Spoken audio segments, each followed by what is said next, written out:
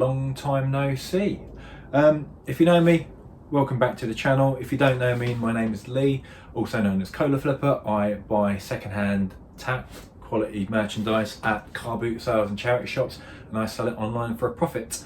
Middle of January, it's absolutely freezing. You may or may not be able to see my breath. It is cold, but you may also notice we have new surroundings. They're not finished yet, but this is my first video from a tack shed with walls. I think the last video I had, the roof was up and I had no walls. So basically a lot has gone on, and that is why I have not been on screen for many months. For those of you who don't know, I've got a full-time job. I resell on the side to get additional income, to make my life easier, to supplement my income, but also so I've got a bit of fun money as well. But it just makes life a little bit easier, and it's a nice hobby that generates an income. Ideally, it's going to help me retire early, but that's another story. With the full-time job, and I've had a recent promotion, I've been having to put a lot more time into that. Not a lot more time into that. And then my other priority was to get this built and watertight before Christmas. It's not watertight. I've got a leak here and here, so I'm investigating those. But we have walls up, we have a roof up.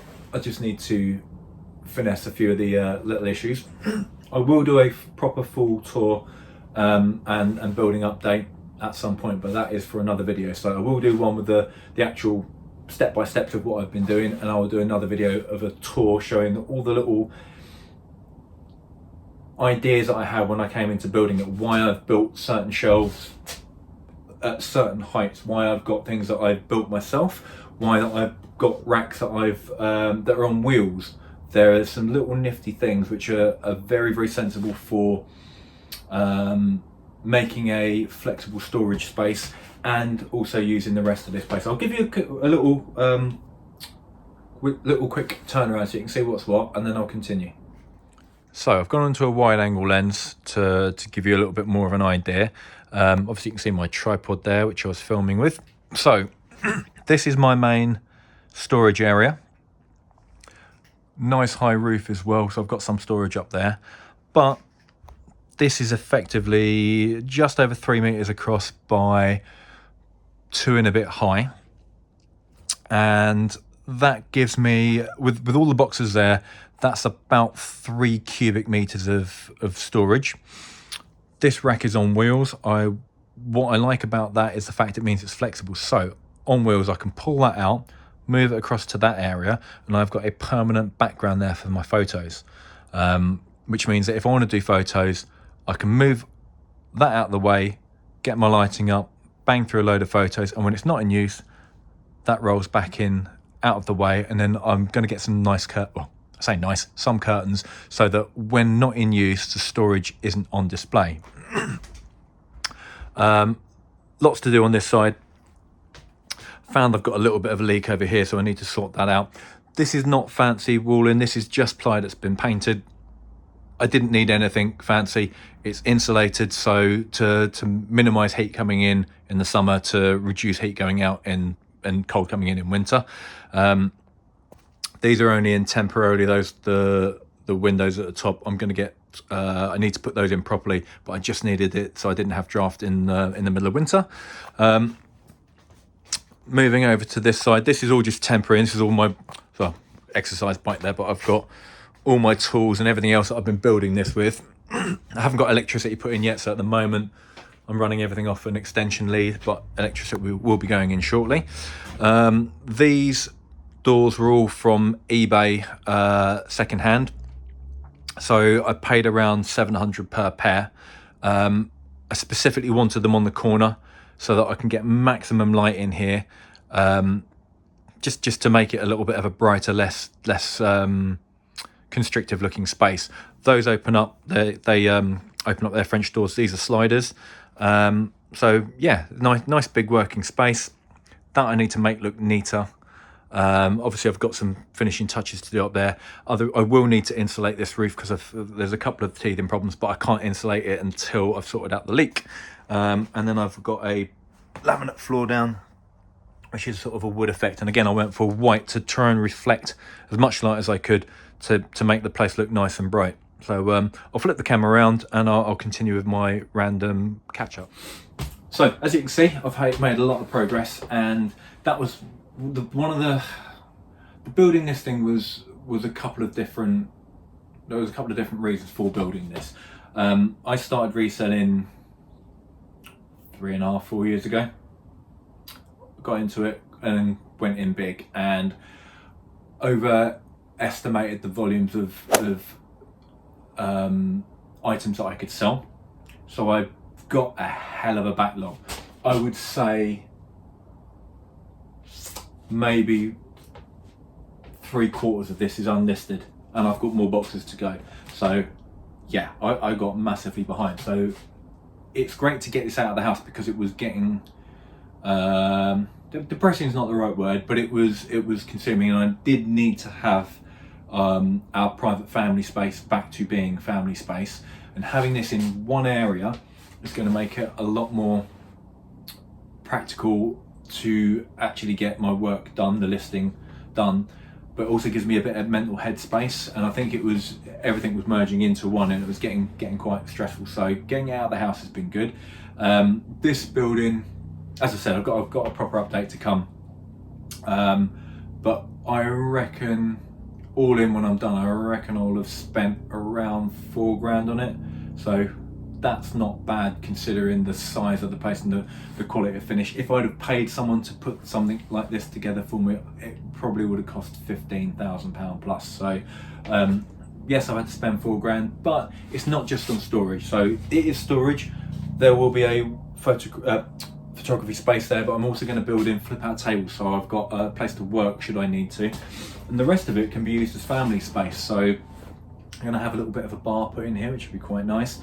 A couple of easy chairs, so if I want to come out and have a read or whatever, or just come out and play music.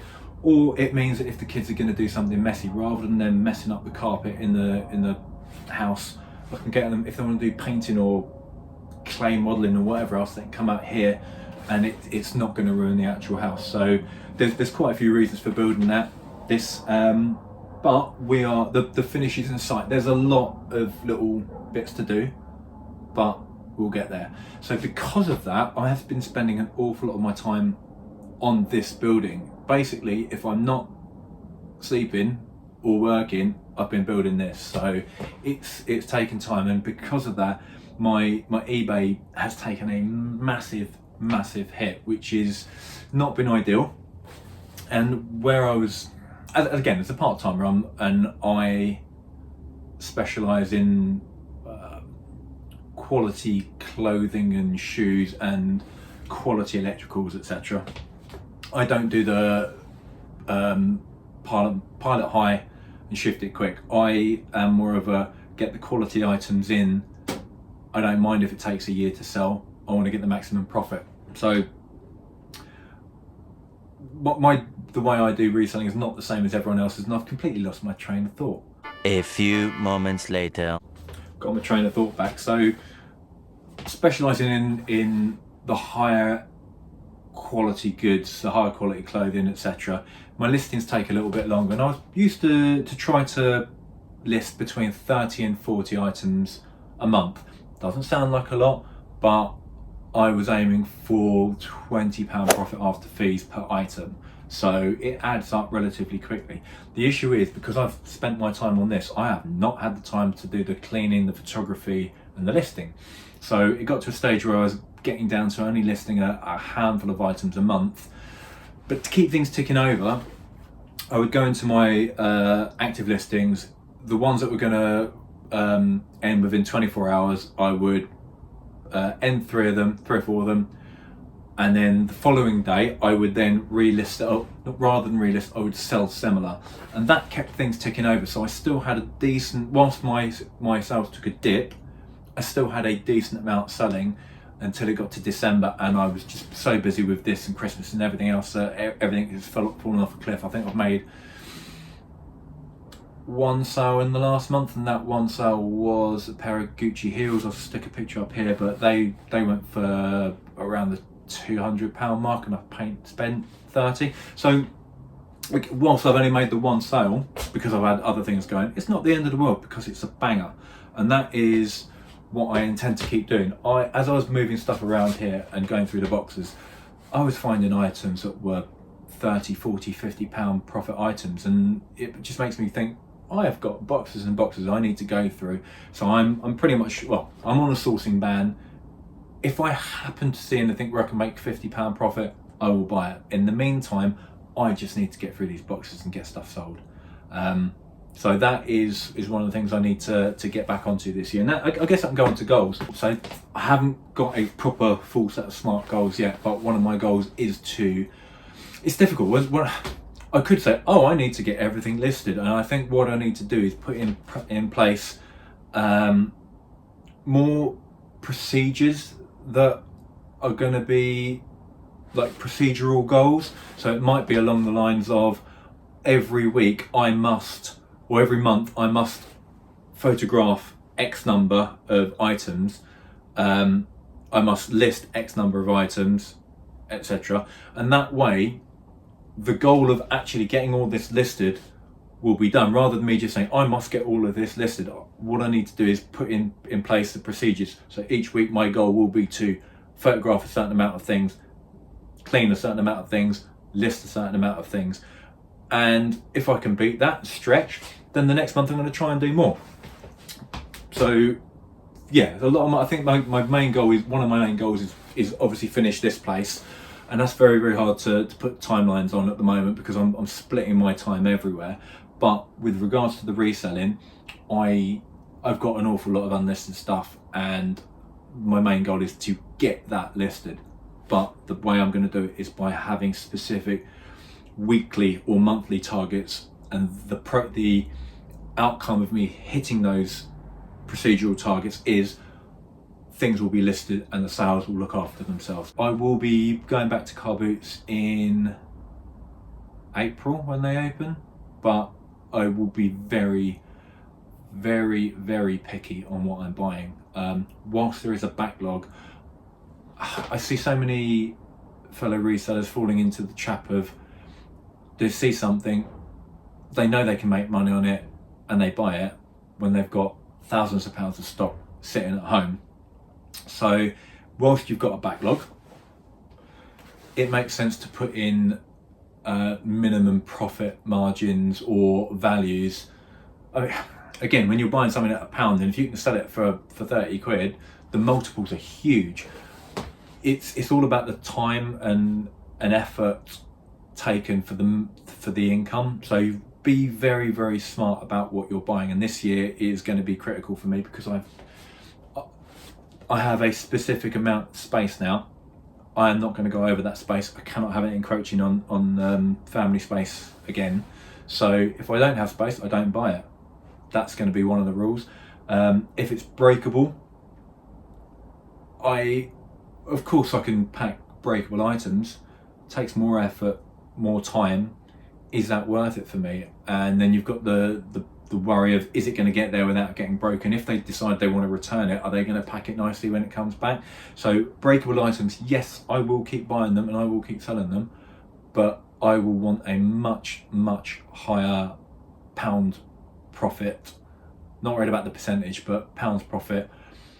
If it's under sort of, once I get back into on track again, I wouldn't really want to buy anything breakable unless I'm going to make 40 quid on it, at least after all fees.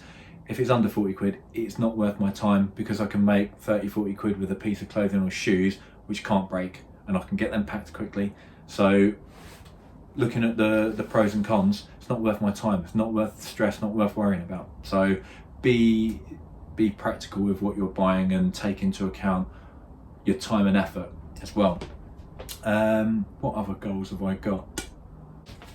Actually, it's a non-reselling goal. It is a personal goal, and that is to get healthier, get fitter. When lockdown kicked in and we were restricted on what we could and couldn't do, stopped going to the gym and I put on about a stone over lockdown.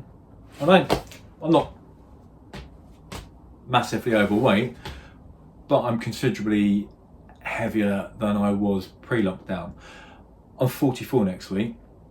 I'm not getting any younger. My joints aren't getting any younger. As I'm getting older, I'm finding, and greyer, I'm finding that I'm more tired, I ache more, everything takes longer to recover, and I don't want to have an early death. You see people in their 50s, like celebrities or the actors and whatever else, dying quite young, and it does make you think about your mortality a little bit. So I have joined up a gym again last year, so I'm going about 6 months now, and rather than going because of how I used to, when I was in my 20s, I used to go because I was vain. I wanted to get hench. Now I want to not get injured. I'm finding that my older body gets injured doing stupid things. I hurt my arm picking a piece of paper out of the boot of my car a little while ago.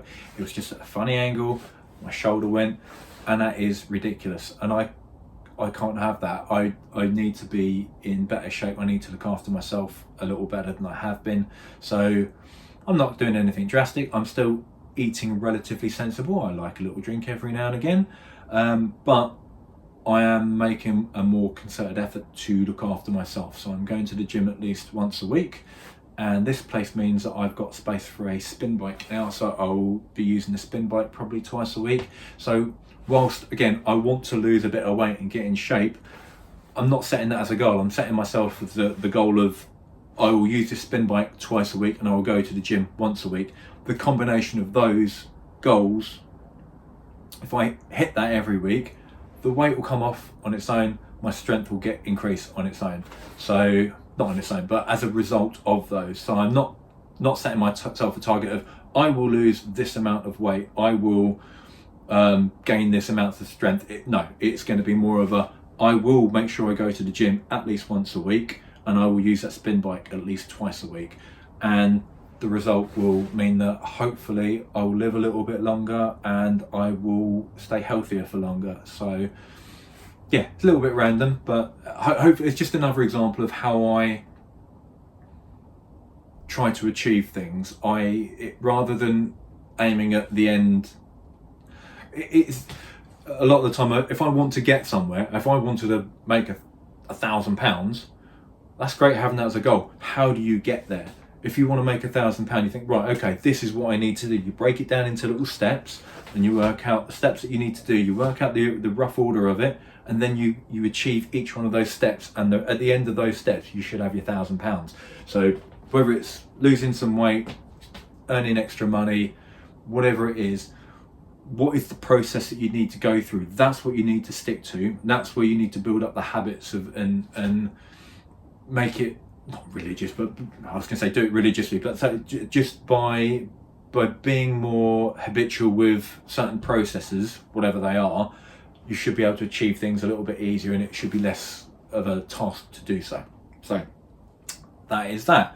I will get back to making more videos. It's been absolutely ridiculous, and the reason I'm making this right now is on Saturday just gone there was the Hitchin meetup, reseller meetup, so I couldn't stay over this time, so just out for a pint and a couple of coffees and catch up with some old friends and meet some new resellers that I hadn't met before. That was really, really nice, and it was also a reminder about how drunk I got last time and what an absolute liability I was. But yeah, I did miss getting a bit drunk with some of my reseller friends, so next year I will be staying over and be on it, but this year I just had too much on and had other commitments. But speaking to all my YouTuber reseller chums, it's kind of reminded me how much I enjoy doing the YouTube. The problem was, it's just I was stretched far too thin and have not had the time to do anything. So I will make a concerted effort to do more reselling videos, but if I haven't got anything to say, I'm not going to make a video. I tend to only make videos if I feel like I've got something to say, if I can teach something, if I've learnt a better way of doing something, if I haven't got anything to add that's going to be beneficial, I don't see that it's worth doing it.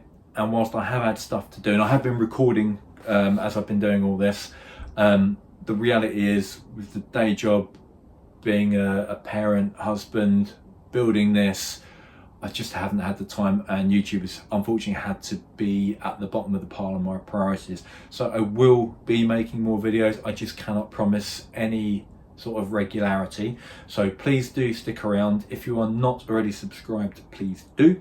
And because I'm only making the videos sporadically, please click on the what you call it, the alert button, or whatever it is, the bell, because then you will get a notification.